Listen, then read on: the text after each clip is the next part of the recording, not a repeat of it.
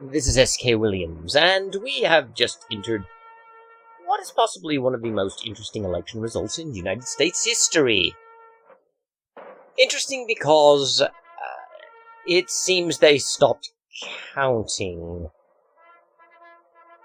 which I'm certain is coincidental to the fact that many states were initially reported to have been wins for Donald Trump, but have changed since that time to wins for Joe Biden. By which I don't mean tentatively. I don't mean that the polls were showing a lead for Trump, but when the polls closed, Biden won. I mean, the polls had closed and they reported a victory for Trump, only for a few hours later, that to be reversed, and them to say, no, we were mistaken, it was really Biden who won. With all of the, shall we say, irregularities within this election, there have been delays and calls for recounts. It seems that many have decided to resurrect from the dead to vote in this election, as have animals. And it has been reported that some mail-in votes for Donald Trump have ended up being, well, thrown in the trash where they belong, because we all know that Donald Trump is a fascist dictator and a Nazi. Sorry for the unusual way of speaking, but a certain censorious mentality seems to have descended upon video sharing sites. I find it rather amusing that we are in the situation that we're in. I am a monarchist, and in a hereditary monarchy which people mock today, it's very clear who the heir to the throne is. Which is actually the problem, since we, the people, don't get to pick our leaders, but are just forced to accept the rule of some guy because his daddy was in charge. The electoral system, we are told, is vastly more fair and more efficient and better, but it does seem that there are many inherent problems to it, and one of the ones that is being highlighted in 2020 is the fact that voter fraud can occur. Not that voter fraud is occurring. I am certain the dead really did resurrect to vote for Joe Biden. He really does seem to speak to the dead and understand their needs and really wants to help them.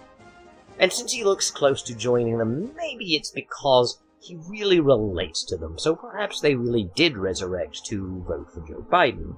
And perhaps it's not good enough to say that Joe Biden loves animals. Perhaps they love him too. Love him enough to vote for him to be President of the United States. But there are some people who have a bizarre conspiracy theory mindset and think the election is, corrupt. And perhaps not entirely on the level, that this election is not kosher. But if not, why was hereditary rule so bad again? We don't have these problems crop up that often in hereditary rule, and I know the counter is that if we get stuck with a bad leader, then we can't remove them with anything short of violent revolution, so elections are better, but I've always wondered why we can't just create laws that would allow us to impeach kings the same way we do with presidents. Why is it that we would need a system that says that if someone inherits power, they absolutely cannot be removed from power at all, and it would take a revolution to remove them? Why couldn't we institute a government that allows hereditary rule, that still allows for the removal of a hereditary ruler who abuses their power? But apparently that's impossible. Apparently, if you have a hereditary ruler, you must stick with them for life unless you overthrow them, and that's why democracy is better. And we've certainly seen democracy in action today. We have seen the recriminations, we have seen the hatred, we have seen the division it creates in society, and we have seen how easy it is to manipulate votes. Not that anything dishonest is happening in this election. And it makes me wonder if perhaps, just perhaps, we should maybe reconsider whether or not the system of government we have is actually good.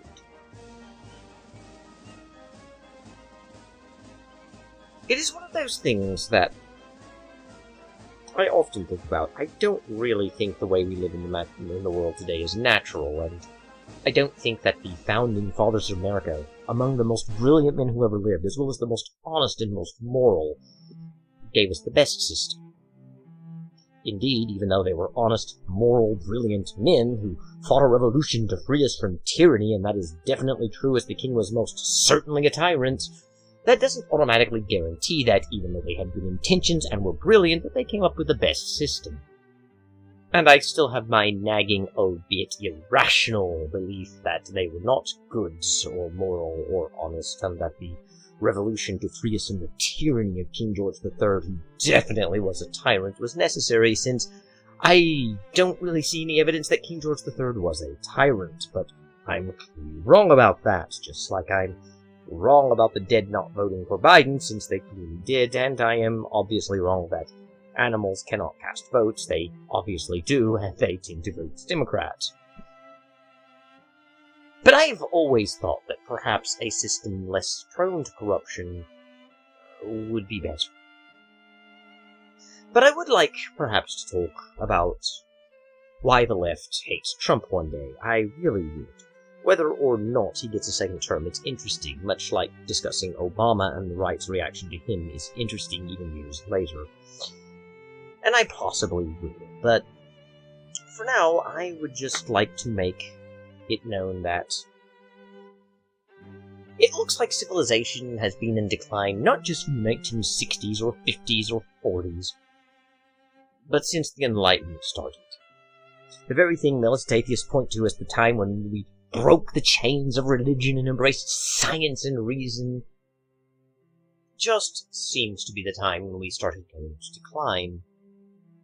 The old question that asks, why is it that the time when religion ruled was called the Dark Ages, and the time when we left religion was called the Enlightenment, certainly doesn't have currency when you realize the Enlightenment named itself, and people after the Dark Ages started calling it the Dark Ages and viewing it as backwards, and there's no historical merit to it.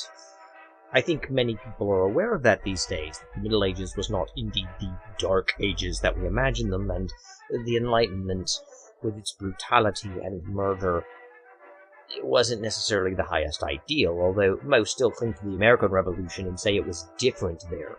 That revolution was pure and just and good, but I don't see it as any different than Black Lives Matter or Antifa tearing down statues and murdering people, or a Trump supporter being shot in the street for being a Trump supporter.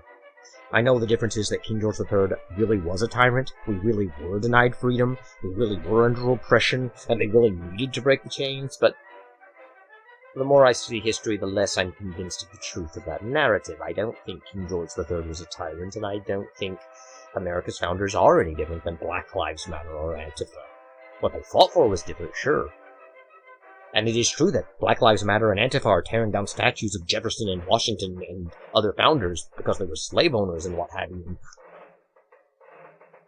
And that somehow shows they're against them. But what people don't seem to understand is that doesn't prove they're different on the level that I mean. It's not like, because Black Lives Matter hates Jefferson, therefore Jefferson must have been exactly the opposite to them and must have never endorsed the type of actions they took. But Jefferson, Washington, and other founders did endorse tearing down statues of King George III and other monarchs and other heroes of the past themselves. They destroyed statues, burned down buildings, destroyed churches, murdered people who were loyalists. The only difference is we're okay with that because we're on their side. It's not okay in my book, and I really am afraid of the direction we're going. Either way this election works. If Donald Trump wins the election, America will probably see more of these riots. It could even go up to a civil war. I'm not saying it will. It probably won't, but it could. And if Biden wins, We're just going to encourage the groups that did these violent acts.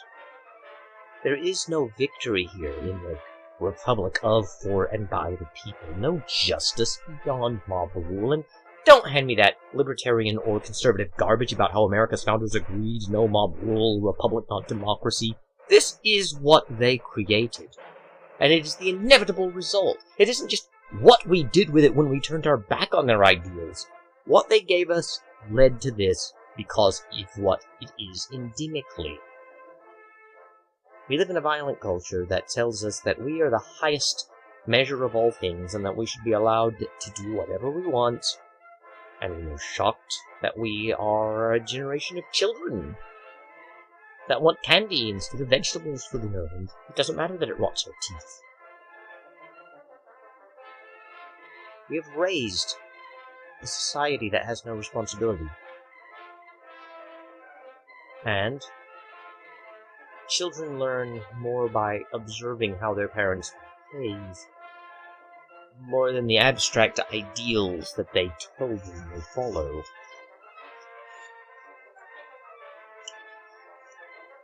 People know that saying you're defending freedom and democracy, whether you are or not, is more important than actually defending it. People know that putting the right spin on a situation so that it fits a chosen narrative is more important. That's why militant atheists insist we understand faith is belief without evidence and view all religion as promoting violence. It's why certain conservative groups want to depict all Muslims as violent. We don't live in a world of justice. We live in a world where we equate justice with our own selfish desires and our own partisan wishes. Is it any wonder we see cheating? After all, if cheating gets me where I need to be, isn't that justification? Besides, I'm beating the evil that is opposing what I want. I am the measure of all things, and my desires and interests are what define what is morally good to pursue. So anything that gets me where I need to go is what I will do. The benefit of monarchy is that we have a father guiding the children, telling them that what they want is not always what they get, or even always what is best or just or fair. But a republic has taught us to kill our fathers, and to be children who decide for ourselves. When to eat dinner, what to eat for dinner, when we can play, when we can go to bed. We think of this as freedom, but in the end, the largest, strongest child who knows how to bully us takes over the playground. We are not free. We are not free. And we cannot be free until we have a father telling us what to do, ironically, and that is the great paradox of society. If Donald Trump wins, there will be violence and riots, and if Donald Trump loses, those who did those violent riots will be encouraged, and perhaps do even more, or perhaps simply create new laws that restrict freedom in the interest of. And that is what I have learned from this election. I don't have much else to say, so I'll sign off now. Thank you. God bless. And goodbye.